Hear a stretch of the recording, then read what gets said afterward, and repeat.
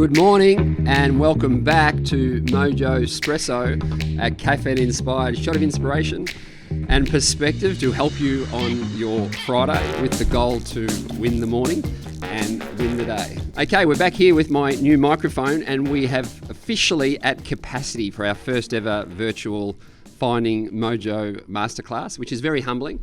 Also very exciting that there's so much interest in learning more about these three mindsets. Thanks to everyone who has bought a ticket. We're pumped for Tuesday night.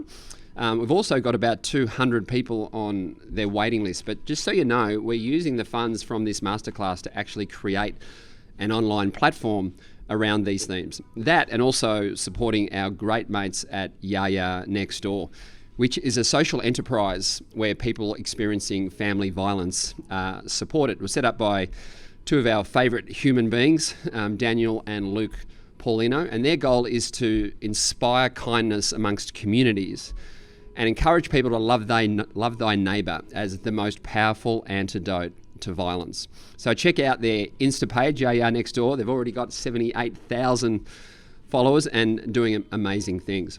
Also, a shout out to Louis Dobbelaar, a great young Aussie golfer who won the Brookwater Golf Club Championships in Brisbane last week, and another great young Aussie female golfer, Ash Barty, who also won that same event. And more importantly, thanks to both of you for bringing back the bucket hat.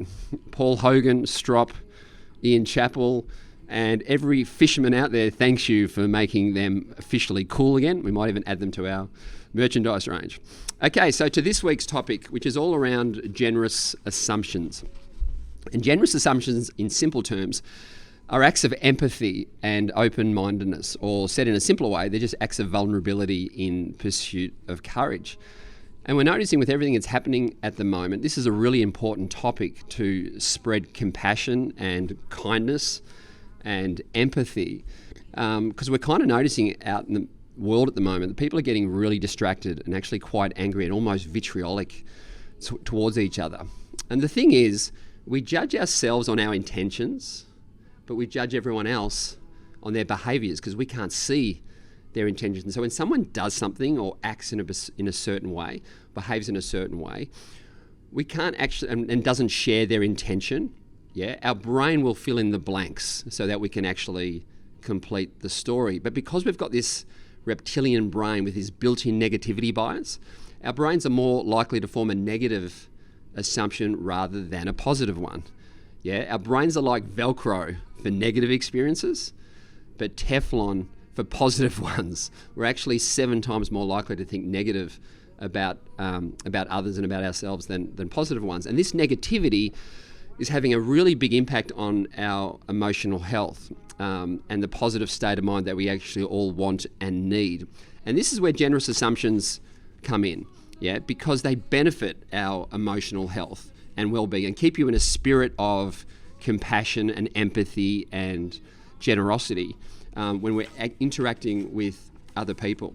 When you create an environment for your family or your friends or for the workplace where generous assumptions become the norm, become the way things are done around here, we kind of people no longer walk around worrying about how they're acting or how their actions might be misinterpreted, and they spend more time just being themselves, speaking up courageously or just being honest. So when you notice yourself judging someone else's behaviour, or you think you're being wronged in some way, just ask yourself, what is the most generous assumption I can make about this person and their action? And just see what happens, Or when a mate comes to you whinging about another mate, or a work colleague, just ask them, what is the most generous assumption you can make about why they did that? And just see what happens, I'll give you a scenario now. You can do it with me. Close your eyes and picture this scenario. You're driving in the city and a person cuts into your lane without using their indicator, completely cutting you off, and forcing you to put on the brakes and almost have an accident. I'm guessing your first impression is, you selfish, stupid, asshole prick, I want to kill you. But now ask yourself, what is the most generous assumption I can make about that person? You start to think really differently. He may be rushing to the hospital, his wife's just about to have a baby, or his son's just being hit by a car. yeah, or the house is on fire at home, or a mum just rushing her kids to school to get to a VCE game, yeah. Our imagination works in both ways, yeah, and simply asking, what is the most generous assumption I can make about that person, changes everything.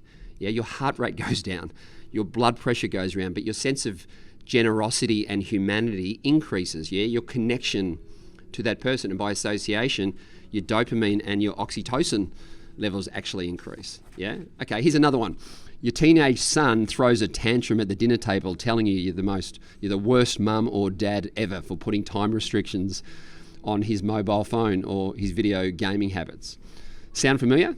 Yeah? Well, what is the most generous assumption I can make about what else might be going on in his world?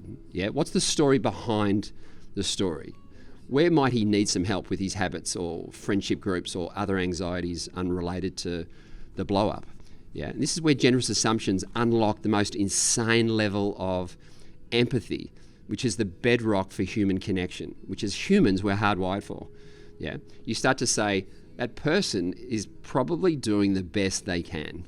Yeah, generous assumptions are a form of what we call radical empathy, and by God, we need it right now. Yeah, but it's often surprising for people that empathy has actually been medically, scientifically proven to be good for us, the actual empathizer. Yeah, we typically think of it as we're giving up something, as if it's this quintessential act of self-sacrifice. But the research is showing the direct opposite. Yeah, that caring for others is actually one of the best ways we can care for ourselves. Yeah, people who demonstrate empathy, scientifically proven, are happier, less stressed, experience less depression, find it easier to make new friends, and able to maintain important relationships. And they also don't feel depleted of energy. It actually increases energy. Okay, I'll give you one last generous assumption for you. You are working on a group assignment with another person from a university shoot or maybe a collaborative project at work, and he or she is late getting their work done, which is totally screwing you around and holding up your deliverable. Yeah? What is the most generous assumption you can make about why they are late? Yeah? Your attitude changes, doesn't it? You're probably even thinking, geez, how can I actually help this person? So you might not be copied on an email. Yeah, or you might be left off an invitation with your mates to go somewhere, or your partner forgets to do something for you.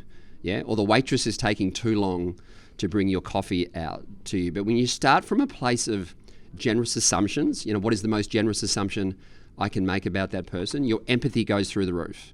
Yeah, and you start thinking that person is probably doing the best they can, and their actions don't own you. You can take back ownership of your story.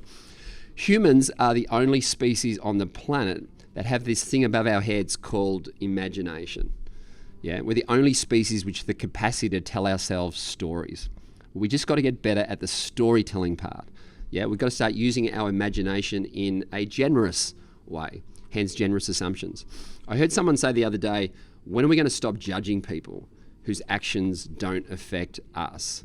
Yeah, and I was thinking about that sort of thing. There's probably a simpler question. When are we going to stop judging people full stop?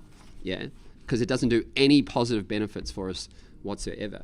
Judging is actually a form of interference.